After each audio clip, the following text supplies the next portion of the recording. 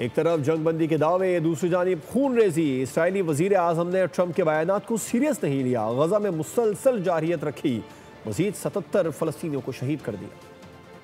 अमरीकी सदर Donald Trump ने कहा, गजा में बमबारी रोको। हमास ने अमन के लिए मंसूबे को रजामंदी जाहिर कर दी है, लेकिन लाडले नेतन्याहू को ट्रंप की बात ताहाल समझ न आई। हट धर्मी पर डटा रहा, गजा पर बारूद बरसाता रहा। ताज़ा फिजाई हमले में 63 शहरियों को शहीद कर दिया। शहदा में 7 बच्चे भी शामिल हैं, जिनकी उम्रें 2 माह से 8 साल के दरमियान बताई जाती हैं। हमलों में रिहायशी इमारतों को निशाना बनाया। सेहूनी जारहियत का निशाना अल-मुवैसी कैंप बना, जिसे खुद इजरायली फौज ने महफूज करार दिया था। गजा में जंगबंदी के लिए काहिरा में मुज़ाकरात पीर से शुरू होंगे। इन मुज़ाकरात में इसराइल, हमास और कतर की शिरकत मुतवक्के है। पहले मरहले में तमाम इसराइली कैदियों की वापसी के बदले तकरीबन 2000 फलस्तीनी कैदी रिहा किए जाएंगे। मुज़ाकरात के लिए हमास का वफ्द इतवार को दोहा से काहिरा रवाना होगा।